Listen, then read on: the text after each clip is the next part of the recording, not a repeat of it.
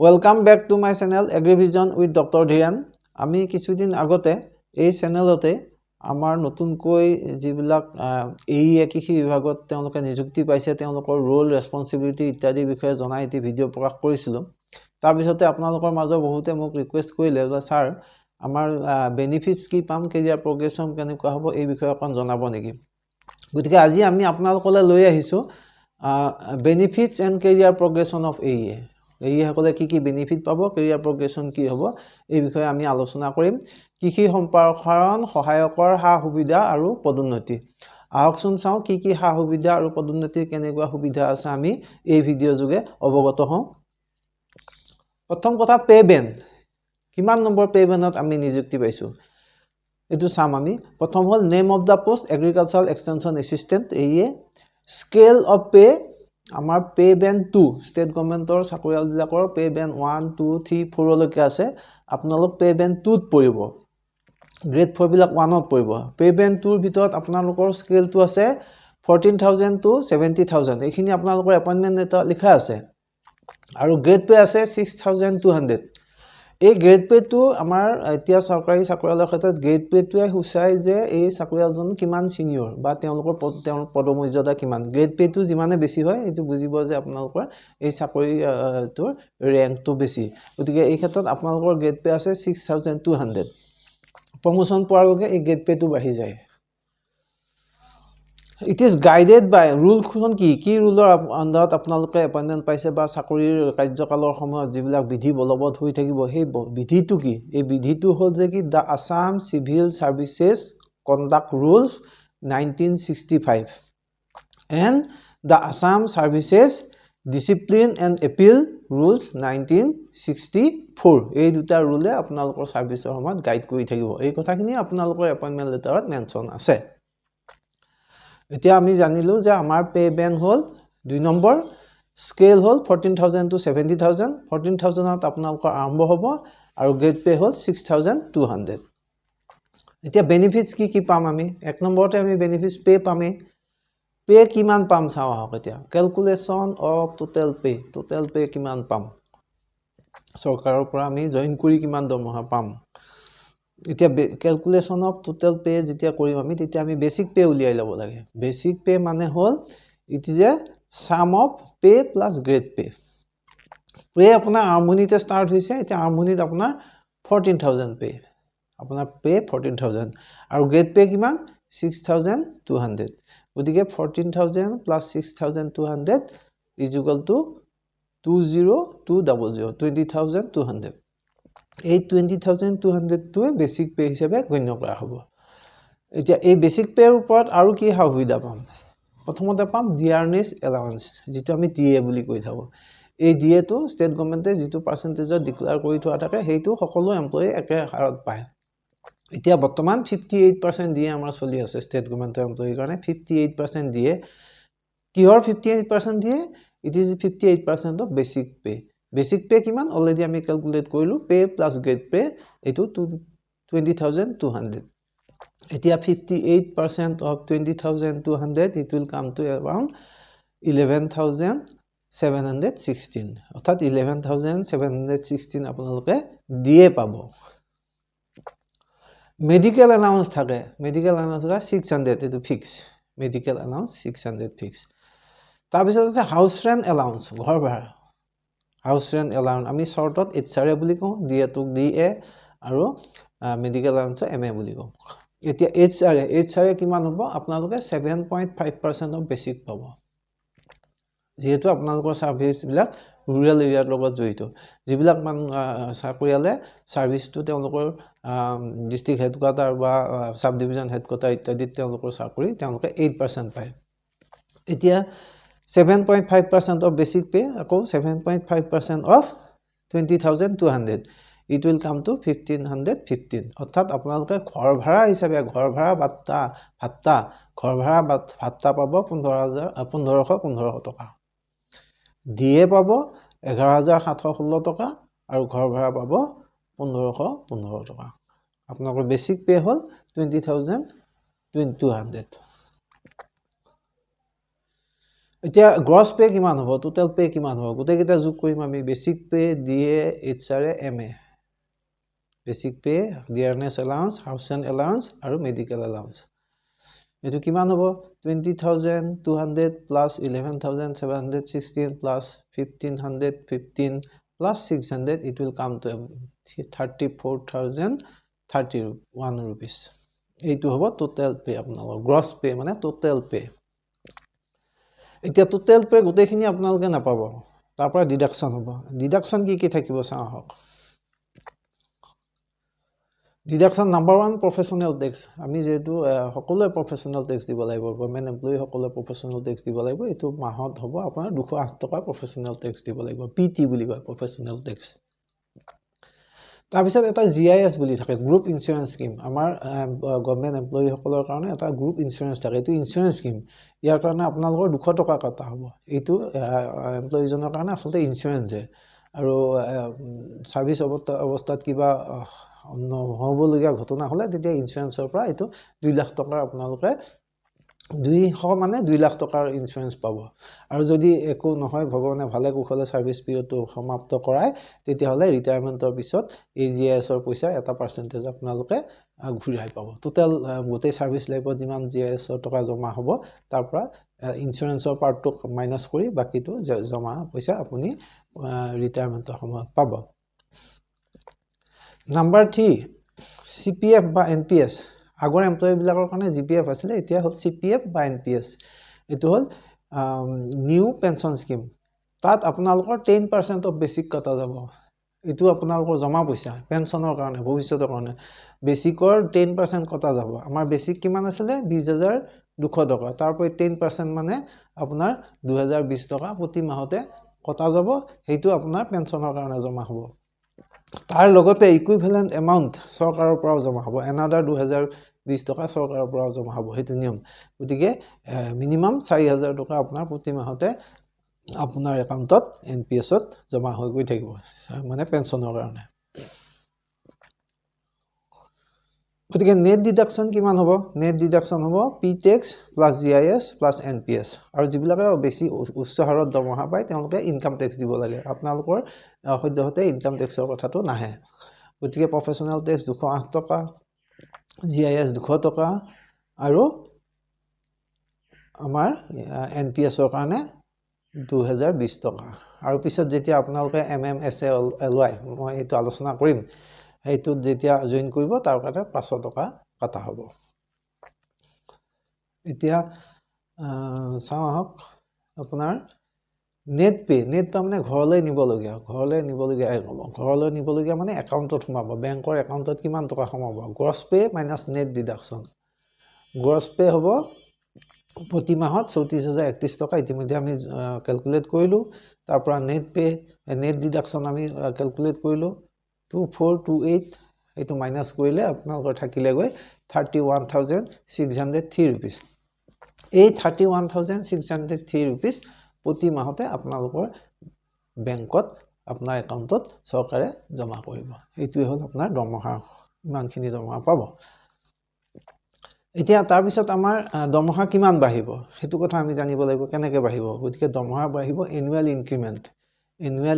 লাগে 3% of basic pay উলিয়াই দেখুৱালো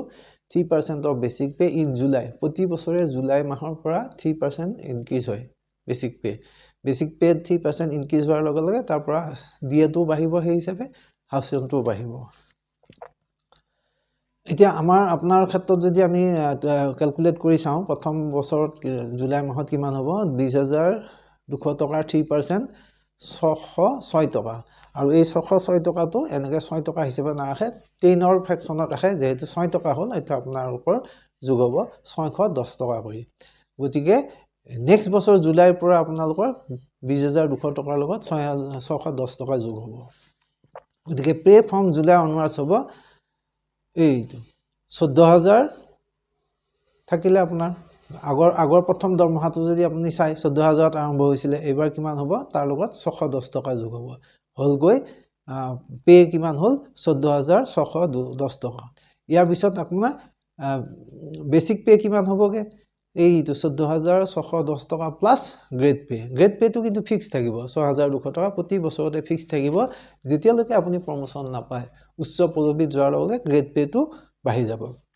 মই ইতিমধ্যে কৈছোৱে গ্ৰেড পেটোৱে পদবীটোৰ মৰ্যাদাটো দেখুৱাই দিয়ে যিমানে গ্ৰেড পেটো বেছি আপোনালোকে চাব ওপৰৰ পোষ্টবিলাকৰ গ্ৰেড পে বেছি গেজেটেড ৰেংকবিলাকৰ গ্ৰেড পে বেছি গ্ৰেড পে যিমানে বেছি সিমানে পদবীটো উচ্চ পদবী বুলি আপুনি জানিব গতিকে আপোনালোকে যেতিয়ালৈকে প্ৰমোচন নাপায় এই পেটো বাঢ়ি গৈ থাকিব প্ৰথম বছৰৰ পিছত 14,610 টকা হ'ল তাৰপিছত গ্ৰেড পে 6,200 টকা থাকিলে পিছৰ বছৰ আকৌ এই দুটা যোগ কৰি বেছিক পে যোগ কৰি ইমান হ'ল 20,810 টকা হ'ল পিছৰ বছৰ ইয়াৰ ওপৰত 3% লাগিব লাগি হেতু বেছিক পে হ'ব তাৰপিছত তাৰ ওপৰত ডিএ ক্যালকুলেট হ'ব গতিকে ডিএটো বাঢ়ি যাব 58% ইয়াত এতিয়া নেক্সট বছৰত আপোনাৰ এই 20,810 টকাৰ ওপৰত ডিএ লাগিব 58% ডিএ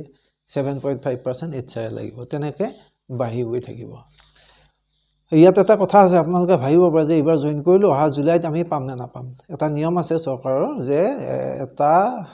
জুলাই মাহৰ ইনক্ৰিমেন্ট পাবলৈ হলে সাৰ্ভিস পিৰিয়ডটো মিনিমাম 6 মান্থ হ'ব লাগিব গতিকে আপোনালোকৰ 6 মান্থ হ'ব নে নহয় এটো চাব লাগিব জুলাই আৰম্ভণিতে 6 মান্থ কমপ্লিট হ'ব লাগিব বুট কৰো আপোনালোকৰ জুলাই আৰম্ভণিতে 6 মান্থ কমপ্লিট নহব এই কাৰণে খুব সম্ভৱ আপোনালোকে নেক্সট বছৰ জুলাইতহে ইনক্ৰিমেন্টটো পাব ইয়াৰ লগতে এটা ডাঙৰ ভাল খবৰ আছে আপোনালোকৰ কাৰণে pay revision is coming as per 8 pay commission আমাৰ ইতিমধ্যে গঠন কৰা হৈছে আইএছ অফিচাৰ সুভাষ দাসৰ অধীনত আমাৰ সৰকাৰ ষ্টেট গভৰ্ণমেণ্টে ইতিমধ্যে পে কমিশন ডিক্লেয়াৰ কৰিছে এই পে কমিশনে ৰিপৰ্ট দিব 18 মাহৰ ভিতৰত ৰিপৰ্ট দিয়াৰ কথা ৰিপৰ্ট দিলে আমাৰ পেটো যথেষ্ট বাঢ়িব আৰু আপোনালোক লাকি যে এইটো ইফেক্টিভ হ'ব জানুৱাৰী 2006 ৰ পৰা অৰ্থাৎ আপোনালোকে জানুৱাৰী মাহতে জয়েন কৰিছে সেই মাহৰ পৰা আপোনালোকে নতুন পে স্কেলত দৰমহা পাব এই যে মই দেখুৱালো 14,000 পৰা আৰম্ভ হৈছে এইটো বহুত বাঢ়ি যাব অতি আপোনালোক লাকি যে এতিয়া সদ্যহতে এইটোতে দৰমহা পালেও নতুন চাকৰি আৰম্ভণিৰ পৰাই আপোনালোকে নতুন পে কমিশনত দৰমহা পাব সাধাৰণতে এটা পে কমিশন 10 বছৰৰ পিছে হয় 10 বছৰৰ পিছত এইটো পে কমিশন আহিছে গতিকে 2016 ৰ পিছত এইটো 26 ত এফেক্টিভ হ'ব গতিকে আপোনালোকে আৰম্ভণিৰ পৰাই নতুন পে কমিশনত নতুন ৰুল মতে দৰমহা পাব হাইয়েষ্ট কিমান বাঢ়িব পে কমিশনত এতিয়া আমি ক'ব নোৱাৰো তথাপি আগৰ বছৰবিলাকৰ আগৰ পে কমিশনৰ ৰিপৰ্ট বা এতিয়া এটা যেটো পৰ্যালোচনা কৰি এটা আশা কৰা হৈছে মিনিমাম 35 পৰা 40%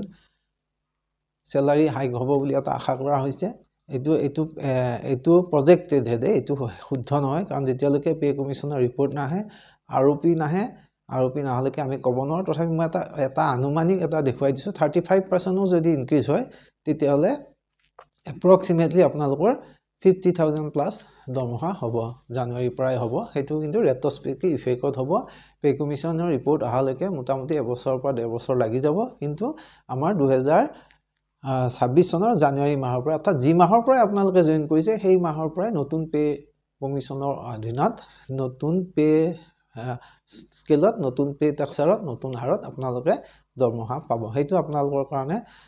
ভাল খবৰ এটা আনন্দৰ খবৰ this is only a projected hike মই এটো কৈছো এটো projected hike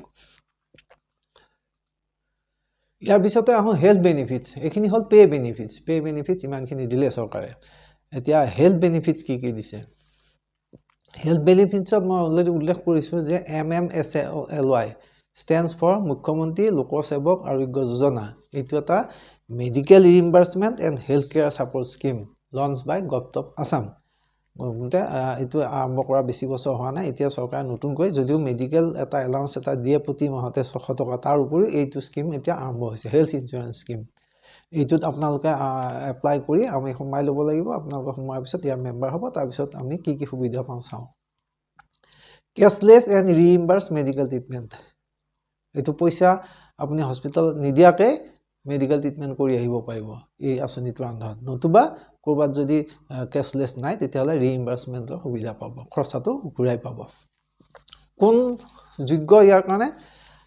কাৰণে যোগ্য হ'ব গভৰ্নমেণ্ট এমপ্লয়িজ আমাৰ যিমান বিলাক ষ্টেট গভৰ্নমেণ্টৰ এমপ্লয়ি আছে সকলো বিলাক যিমান বিলাক পেনশনাৰ আছে ষ্টেট গভৰ্নমেণ্টৰ এণ্ড দিয়াৰ ডিপেন্ডেন্ট আৰু আমাৰ এমপ্লয়ি বিলাকৰ বা পেনশনাৰ বিলাকৰ ডিপেন্ডেন্ট বিলাক এতিয়া কোন হ'ব চাও এমপ্লয়ি প্লাস স্পাউস যদি ল'ৰা মানুহ হ'ল তেতিয়াহ'লে তেওঁৰ মিছেছে পাব, যদি ছোৱালী মানুহ হ'ল তেতিয়াহ'লে তেওঁৰ হাজবেণ্ড থাকিব। প্লাছ 2 চাইল্ড, দুটা চাইল্ডক কভাৰ কৰিব, প্লাছ পেৰেণ্টছ, দুজন পেৰেণ্ট মিলি টোটেল 6 পাৰ্চনছ আৰ কভাৰ্ড। 6জন মানুহক এই আঁচনিখনে কভাৰ কৰিব এজন এমপ্লয়ীৰ এগেইনষ্টে। গতিকে কিমান ধুনীয়া আঁচনি চাওক। এতিয়া benefits cover at the rate of 5 lakhs per person per year. প্ৰতি এই যে 6জনৰ, প্ৰতি 6জনৰ কাৰণে 5 লাখ টকাকৈ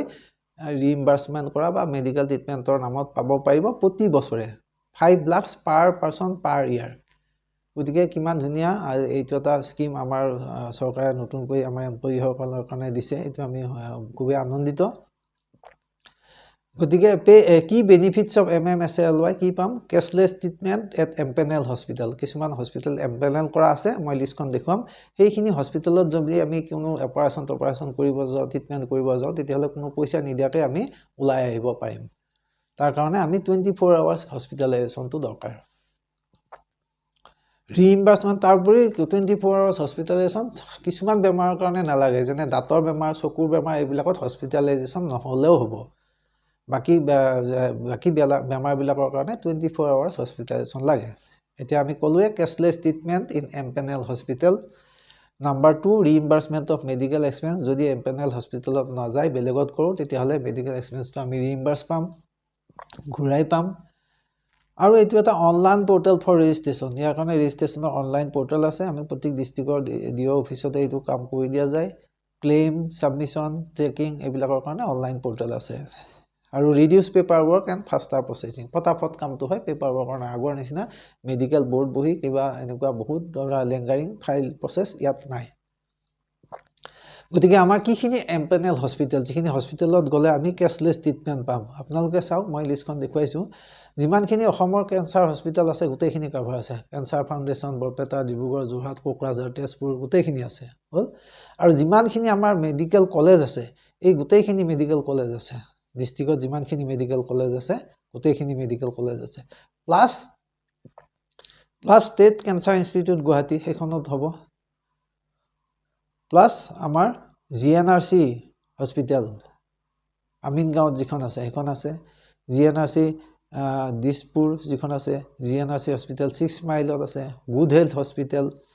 ডাউনটাউন হস্পিটেল, শংকৰদেৱ নেত্ৰালয়, ইয়াত আমি চকুৰ কাৰণে আমি যদি যিকোনো সমস্যাৰ কাৰণে যাব লগা হয় তেতিয়াহ'লে ইয়াত পাম আমি। B Borooah Cancer Institute. আৰু এখন ডাঙৰ হস্পিটেল আছে, সেইখন হ'ল মেদান্ত চিটি গুৰগাঁও। ইমান ডাঙৰ হস্পিটেলখনো আমাৰ ইয়াৰ লগত টাই আপ কৰিছে। গতিকে আমি ডাঙৰ বেমাৰত যদি গুৰগাঁৱৰ মেদান্ত চিটিত যাওঁ, তেতিয়াও আমি কেছলেছ হিচাপে ট্ৰিটমেণ্ট কৰি আহিব পাৰিম, যদি আমি MMSLY সদস্য হৈ লওঁ। গতিকে মেক্স হেল্থ কেয়াৰ, আৰু এখন আছে মেক্স হেল্থ কেয়াৰ। ইমানখিনি হস্পিটেলত আমি কেছলেছ সুবিধা পাম। এইখিনিৰ উপৰিও যদি বেলেগ হস্পিটেলত যায়, তেতিয়াহ'লে আমি ৰিইম্বাৰ্চমেণ্টৰ সুবিধা ল'ব পাৰিম। গতিকে এইখিনি হ'ল MMSLY। চৰকাৰে আমাৰ বৰ ধুনীয়া এটা সুবিধা দিছে। তাৰ পিছতো দিছে ডেথ বেনিফিট। এইটো আমাৰ বহুতে নাজানে, খুবেই জানিবলগীয়া কথা। In case of any unwanted death of any state government employees, যদি আমি চাকৰি অৱস্থাত এজন এমপ্লয়ী কিবা কাৰণত, ভগৱানে নকৰক কাৰো নহওক, কিন্তু কিবা কাৰণত, কিবা এক্সিডেণ্ট বা কিবা ঘটনাত, যিকোনো ঘটনাত তেখেত যদি ঢুকায়, তেতিয়াহ'লে দি নেক্সট কিন বুলি কাক কৈছোঁ আমি? Spouse will receive. কি ৰিচিভ কৰিব? ফুল চেলেৰি। গোটেই তেওঁ যিমান দৰমহা পাইছিলে সম্পূৰ্ণ দৰমহা পাই থাকিব, এক্সক্লুডিং HR হাউচ ৰেণ্ট এলাউন্সটো নাপাব আৰু মেডিকেল এলাউন্সটো নাপাব, যিহেতু আৰু এমপ্লয়ীজন নায়েই, ঘৰ ভাড়াৰ কথা নাহে। For the entire remaining period of service till he attain 60 years। অৰ্থাৎ যেতিয়ালৈকে মানুহজন জীয়াই থকা হ'লে, যেতিয়ালৈকে তেওঁ চাকৰি থাকিলেহেঁতেন, যেতিয়ালৈকে তেওঁ ৰিটায়াৰমেণ্ট নহ'লেহেঁতেন, তেতিয়ালৈকে তেখেতৰ মিছেছে বা তেখেতৰ হাজবেণ্ডে সম্পূৰ্ণ দৰমহা পাই থাকিব। এইটো এটা বৰ ডাঙৰ সুবিধা আমাৰ ষ্টেট গভৰ্ণমেণ্টে দিছে এমপ্লয়ীখিনিক। খুব কম সংখ্যক ষ্টেটতহে এনেকুৱা সুবিধা আছে আমি জনাত। আমাৰ চৰকাৰৰ প্ৰতি আমি সেইকাৰণে কৃতজ্ঞ থাকিব লাগে, অসম চৰকাৰৰ প্ৰতি। এইটো বহুত ডাঙৰ সুবিধা দিছে। যাৰ ঘৰত এনেকুৱা প্ৰব্লেম হৈছে সেয়েহে বুজিব। আমি নিজ চকুৰে 2-3টা পৰিয়ালক দেখিছোঁ কেনেকুৱা এটা অৱস্থা হৈছিলে, কিন্তু এই চৰকাৰৰ এইটো সুবিধাৰ কাৰণে এতিয়া পৰিয়ালটো ধুনীয়াকৈ চলি আছে। অৰ্থাৎ এইটোৱে বুজায় যে আমি যে চাকৰিত সোমোৱাৰ দিনাৰ পৰা আমাৰ সম্পূৰ্ণ দায়িত্ব অসম চৰকাৰে লৈ লৈছে আপোনালোকে যে এই জানুৱাৰী মাহত চাকৰিত যোগদান কৰিলে যোগদানৰ দিনৰ পৰাই সম্পূৰ্ণ দায়িত্ব অসম চৰকাৰে আপোনাৰ প্লাস আপোনাৰ পৰিয়ালটোৰ কাৰণে লৈ লৈছে আৰু কি কৰিছে after attaining 60 years full pension up to 7 years আৰু সেই যে এমপ্লয়ীজনৰ 60 বছৰ হ'ব তাৰ পিছতো 7 বছৰলৈকে ফুল পেনশন পাব পৰিয়ালৰ যিজন বাচি থাকে নেক্সট কিনে হাজবেণ্ড বা ওয়াইফে 7 বছৰৰ পিছত কি হ'ব চাওক আকৌ after 7 years pension to the spouse till he or C alive 7 বছৰ পিছত ধৰক এমপ্লয়ীজন ঢুকুৱা একচুয়ালি ঢুকাল এনেকুৱা এটা হিচাপ এটা কৰিছে চাকৰি 60 ইয়াৰ্ছলৈকে চাকৰি কৰিলে তাৰ 7 বছৰৰ পিছত একচুয়ালি ঢুকালে ঢুকুৱাৰ পিছত ফ্যামিলি যিজন থাকিব হাজবেণ্ড বা ওয়াইফ তেওঁক তেতিয়া ফ্যামিলি পেনশন দিয়াৰ ব্যৱস্থা অৰ্থাৎ 7 ইয়াৰ্ছৰ পিছত হাজবেণ্ড বা ওয়াইফে স্পাউসে ফ্যামিলি পেনশন পাব তেতিয়া পেনশনটো আধা হ'ব দুজনৰ এজনৰ কৰিব পেনশনটো অৰ্থাৎ হেনেকুৱা আৰু ডিএ এজ পাৰ দা এক্সিস্টিং ৰেট আৰু সেই সময়ত ডিএটো যেটো চলি থাকিব ষ্টেট গভৰ্ণমেণ্টৰ সেই হিচাপে তেওঁ ডিএটো পাই থাকিব গতিকে বন্ধুসকল দেখিছে নে কেনেকুৱা ধৰণৰ সুবিধা আমাক চৰকাৰে দিছে ইয়াৰ বিনিময়ত চৰকাৰে কি বিচাৰিছে বিনিময়ত চৰকাৰে এটাই বস্তু আমাৰ বিচাৰিছে ডেডিকেটেড সাৰ্ভিস দিকে আমি পাব্লিক সাৰ্ভেন্ট আমাৰ পৰা যাতে ডেডিকেটেড সাৰ্ভিসটো চৰকাৰে পায় হেতুৱে চৰকাৰে বিচাৰিছে আৰু তাৰ সাৰ্ভিসৰ বিনিময়ত চৰকাৰে আমাৰ পৰিয়ালটোৰ সম্পূৰ্ণ দায়িত্ব লৈ লৈছে বুলি আমি অনুভৱ কৰো কাৰণ কি হেতু দৰমহা দিব তেখেত ঢুকালেও দৰমহা দি থাকিব এটো কিমান ডাঙৰ দায়িত্ব পৰিয়ালটো যাতে একো অসুবিধা নহয় হেতু সম্পূৰ্ণ চাইছে আৰু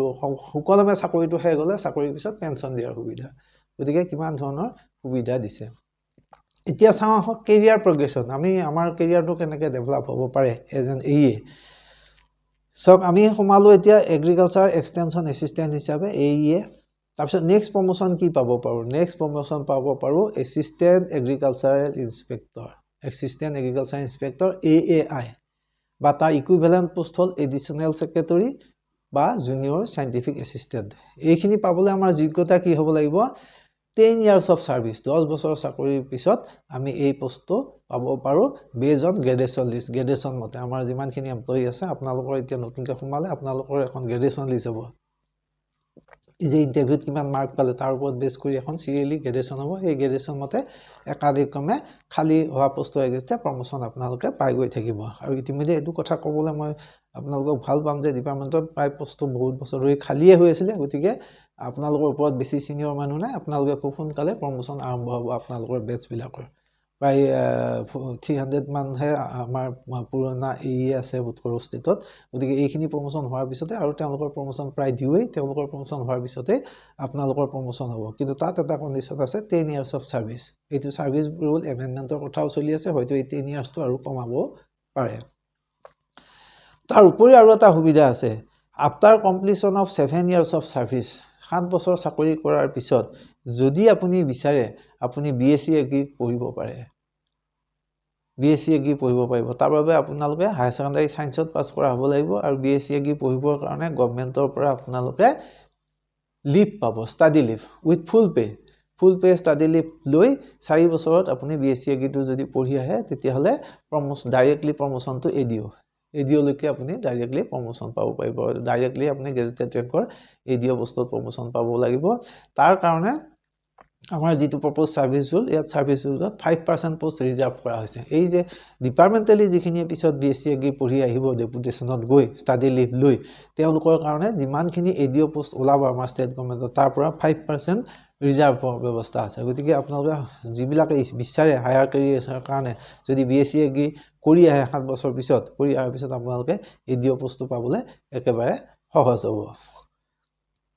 আৰু যিবিলাকে এই বিএসসি এগ্ৰি কৰিব নাযায় এসিস্ট্যান্ট এগ্ৰিকালচাৰ ইন্সপেক্টৰ পালে তাৰ পিছৰ প্ৰমোশন হ'ল এগ্ৰিকালচাৰ ইন্সপেক্টৰ এই এগ্ৰিকালচাৰ ইন্সপেক্টৰটো এটা গেজেটেড ৰেংকৰ পোষ্ট এটো ভাল পোষ্ট আপোনালোকৰ এইএ টু ফিল্ড লেভেলৰ পোষ্ট তাৰ পিছতে এএআই পৰা আপোনালোকে অফিস পোষ্ট হ'ব টেবুল পোষ্ট হ'ব অফিস পোষ্ট এএআই পৰা আপোনালোকে 3 ইয়াৰ সাৰ্ভিস কৰাৰ পিছত এআই হিচাপে 3 ইয়াৰ সাৰ্ভিস কৰাৰ পিছত এগ্ৰিকালচাৰ ইন্সপেক্টৰ পাব এআই টু গেজেটেড ৰেংক গতিকে এইখিনি হল আমাৰ কেৰিয়াৰ প্ৰগ্ৰেছনৰ প্ৰসপেক্ট এনেকে ধৰণে আমি প্ৰমোশন পাব পাৰিম ভৱিষ্যতে আৰু তাৰ পিছত পেনশন বেনিফিট আছে পেনশন বেনিফিটৰ কথা ইতিমধ্যে মেনশন কৰিলো pension as per new pension scheme NPS বা UPS ইউনিফাইড পেনশ্যন স্কিম আৰু বহুত আমাৰ ষ্টেট গভৰ্ণমেণ্টৰ কিছুমান এমপ্লয়ীয়ে কৈ আছে যে আমাক UPS দিব লাগে সেইবোৰ বাৰু আমি আলোচনা নকৰোঁ যিয়ে নহওক NPS হওক UPS হওক আপোনালোকে ধুনীয়া এটা পেনশ্যন স্কিম পাব গতিকে ইয়াৰ বিনিময়ত ইমানখিনি চৰকাৰে সা সুবিধা দিয়াৰ বিনিময়ত আমাৰ চৰকাৰে বা আমি ডিপাৰ্টমেণ্টৰ পৰা আপোনালোকৰ পৰা খালি ডেডিকেটেড ছাৰ্ভিচটো বিচাৰিছোঁ গতিকে আহকচোন বন্ধুসকল আমি